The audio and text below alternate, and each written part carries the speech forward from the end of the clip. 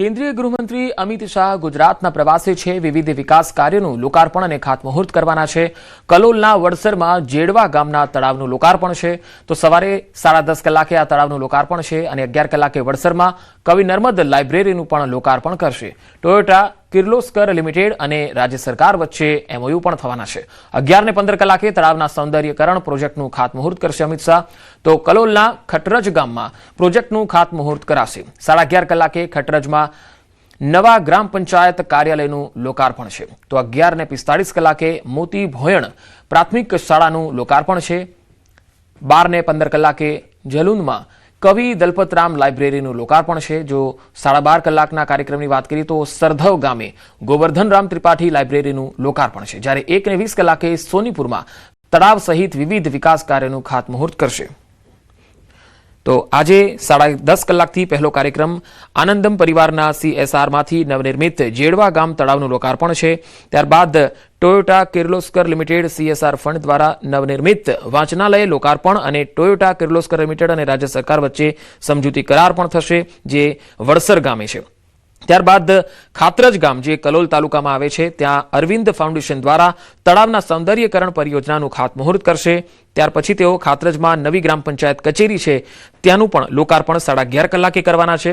ત્યારબાદ જો વાત કરીએ મોટી ભોયણ ગામની, તો અહીંયા સર્વ શિક્ષા અભિયાન અંતર્ગત નવનિર્મિત મોટી ભોયણ પ્રાથમિક શાળાનું લોકાર્પણ થવાનું છે। ભરૂચ જિલ્લાના રાજકારણમાં મોટી ઉથલપાથલ દેખાઈ રહી છે। પૂર્વ ધારાસભ્ય અને છોટુ વસાવાના પુત્ર મહેશ વસાવાએ કોંગ્રેસમાંથી રાજીનામું આપી દીધું છે। તેમણે પંચાયત ચૂંટણીઓમાં ઉમેદવારોની પસંદગીમાં સોદાબાજી થઈ હોવાના ગંભીર આક્ષેપો કર્યા। ચૂંટણી પહેલા જ તેમના કોંગ્રેસમાં જોડાવાથી પાર્ટીને આદિવાસી વિસ્તારમાં મોટી આશા હતી। જો કે આ અચાનક રાજીનામાથી જિલ્લામાં નવા રાજકીય સમીકરણો સર્જાયા છે। હવે તેઓ આગામી સમયમાં કયો નવો પક્ષ પકડશે તેના પર સૌની નજર ટકેલી છે। હારીજમાં ભાજપ શાસિત નગરપાલિકામાં ભ્રષ્ટાચાર મુદ્દે ભાજપમાં અંદરોઅંદર વિખવાદ છે। હારીજ નગરપાલિકા ચીફ ઓફિસર અને હારીજ APMC ભાજપ ડિરેક્ટરે હારીજ પોલીસ સ્ટેશનમાં ફરિયાદ નોંધી અને અરજી આપી છે।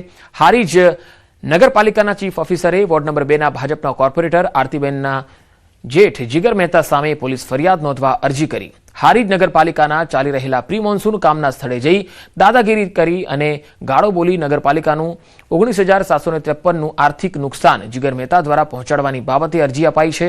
હારીજ નગરપાલિકા વોર્ડ નંબર 2ના ભાજપના કોર્પોરેટર આરતીબેને 1.5 લાખનું આર્થિક લાભ અપાવવા દાદાગીરી કરવા બાબતનો પણ અરજીમાં ગંભીર આક્ષેપ છે।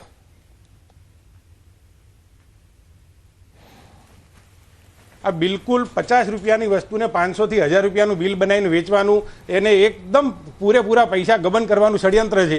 અને એમાં એ લોકોને લાગતા જે કોઈ બી મજબૂત લોકો હોય એમને ડરાવી ધમકાવી અને આ ભ્રષ્ટાચાર એ જે કરી રહ્યા છે એમાં અમે આડા ના આવીએ એના માટે કરી અને એક આ ષડયંત્રપૂર્વક આયોજન છે કે ભાઈ આવો ડરી જાય છે। અને કાલે એમને અરજી આપ્યા પછી પણ એમને મને કહેવડાયું કે ભાઈ અમારા 1.5 વર્ષ અમારે જે પાપ કરવું એ અમે કરશું, તમારે અમને નહીં રોકવાનું, તમે અરજી ખેંચી લઈએ। કીધું ભાઈ જે વ્યક્તિ વિરુદ્ધ અમે અરજી આપી છે એમણે જે જેસીબી અને જેસીબી દ્વારા ખોદકામ કરીને 30 જેટલી પાઇપો બિછાવેલી હતી ત્યાં એ પાઇપો જેસીબીના ડ્રાઈવરને મજૂરોને ધમકાવીને એ પાઇપો પરત। ચોમાસાને લઈને સૌથી મોટા સમાચાર। 4 દિવસ બાદ ચોમાસું સહેજ આગળ વધ્યું। સ્થિર થયેલા ચોમાસાને મળી હળવી ગતિ। હવે કેરળથી ચોમાસું અંદાજે 100 કિલોમીટર દૂર। રાજ્યમાં ગરમીનો પ્રકોપ યથાવત। 7 થી વધુ શહેરોમાં પારો 40 ડિગ્રીને પાર। સુરેન્દ્રનગરમાં સૌથી વધુ 44 ડિગ્રી ગરમી। અમદાવાદમાં 43.6, રાજકોટમાં 43.3 ડિગ્રી તાપમાન। ગાંધીનગરમાં 42.5, અમરેલીમાં 42.1 ડિગ્રી નોંધાયું તાપમાન। ગરમીને લઈને હવામાન વિભાગની આગાહી। આગામી 48 કલાક તાપમાનમાં કોઈ ફેરફાર નહીં। 48 કલાક બાદ 2 થી 4 ડિગ્રી સુધી ઉત્તરોત્તર ઘટાડો થવાની શક્યતા। ગરમ અને ભેજવાળા પવન ફૂંકાતા રહેશે। ઉકળાટભર્યું વાતાવરણ રહેશે। 30 મેથી 2 જૂન સુધી રાજ્યમાં વાતાવરણ પલટાશે। વરસાદને લઈને હવામાન વિભાગની આગાહી। ઉત્તર ગુજરાત, મધ્ય ગુજરાત અને દક્ષિણ ગુજરાતના વિવિધ જિલ્લાઓમાં ગાજવીજ સાથે થઈ શકે વરસાદ। કર્ણાટકના કલબુર્ગીમાં મેઘરાજાની એન્ટ્રી। શહેરના વિવિધ વિસ્તારોમાં ધોધમાર વરસાદથી વાતાવરણમાં ફેલાઈ ઠંડક। અસહ્ય ગરમી બાદ વરસાદ વરસતા સ્થાનિકોને રાહત। જમ્મુ કાશ્મીરના બારામુલ્લામાં ભારે ભૂસ્ખલન, ડંકન મોડ નજીક રસ્તા પર કાટમાળ ધસી આવતા ટ્રાફિક ઠપ. શાસન દ્વારા યુદ્ધના ધોરણે રસ્તો સાફ કરવાની કામગીરી શરૂ. મશીનોની મદદથી હાઈવે પરથી કાટમાળ હટાવવાની કવાયત તેજ. ઓડિશામાં કાળઝાળ ગરમી વચ્ચે અનોખી પહેલ. ભુવનેશ્વરના નંદનકાનન પ્રાણી સંગ્રહાલયમાં પશુ પક્ષીઓ માટે કરાઈ ખાસ વ્યવસ્થા. ગરમીથી પ્રાણીઓને બચાવવા વોટર સ્પ્રિંકલર અને કુલર તૈનાત. પ્રવાસીઓએ વહીવટીતંત્રની વ્યવસ્થાને બિરદાવી. મધ્યપ્રદેશના મંદસોર મંદિરમાં ભગવાન પશુપતિનાથ માટે મુકાયું જમ્બો કુલર.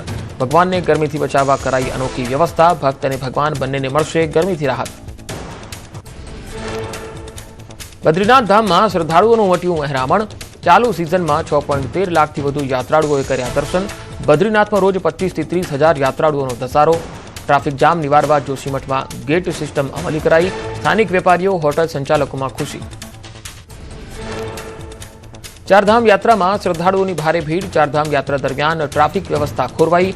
વાહનોની લાંબી કતારોથી મુખ્ય માર્ગો પર ચક્કાજામ. સ્થાનિકો અને યાત્રાળુઓ ભારે હાલાકીનો સામનો કરવા મજબૂર. ચારધામ યાત્રામાં ભીડ બેકાબુ બનતા શ્રદ્ધાળુઓ પરેશાન. સમયસર રજીસ્ટ્રેશન ન થતા શ્રદ્ધાળુઓ 3 થી 4 દિવસથી કેમ્પમાં અટવાયા. ટ્રાન્ઝિટ કેમ્પમાં ભારે અવ્યવસ્થાથી શ્રદ્ધાળુઓ પરેશાન. ચારધામમાં અટવાયેલા યાત્રીઓ મુકાયા આર્થિક સંકટમાં. ગરમીને કારણે શાળા સંચાલક મહામંડળે 10 દિવસ વેકેશન લંબાવવા કરી માંગ. ઉનાળો આકરો બનતા અને ઈંધણની કમીને ધ્યાનમાં રાખી વેકેશન લંબાવવાની માંગ. 8 જૂનથી શરૂ થનાર સત્ર 18 જૂનથી શરૂ કરવાની માંગ. શિક્ષકોની પગાર પ્રક્રિયામાં વિલંબ મુદ્દે ગુજરાત રાજ્ય પ્રાથમિક શિક્ષક સંઘની રજૂઆત. સમયસર પગાર માટે ઓનલાઈન વ્યવસ્થા અમલમાં મૂકવાની માંગ.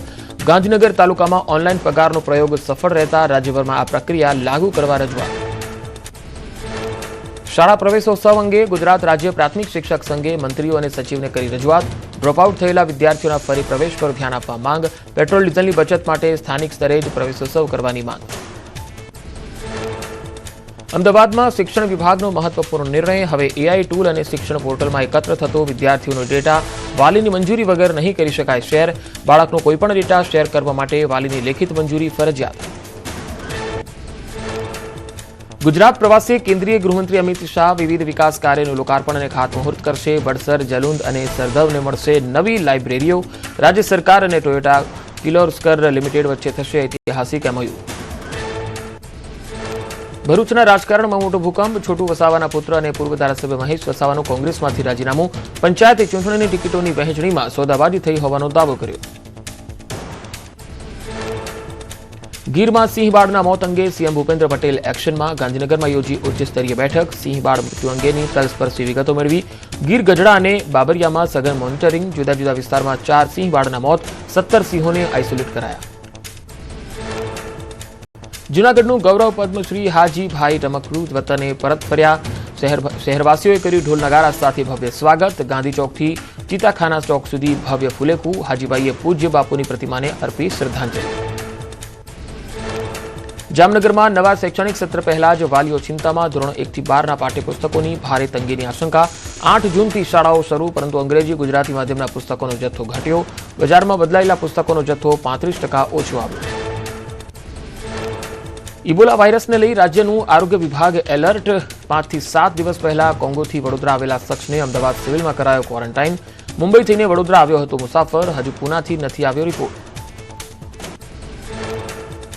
મેડિકલ ટીમને જાણ થતાં બ્લડ સેમ્પલ લઈ રિપોર્ટ માટે મોકલાયા. મુસાફરને અગમચેતીના ભાગરૂપે સિવિલના અલાયદા વોર્ડમાં 11 દિવસ માટે કરાયો ક્વોરન્ટાઇન. શંકાસ્પદ વ્યક્તિના સંપર્કમાં આવેલાઓના રિપોર્ટ નેગેટિવ.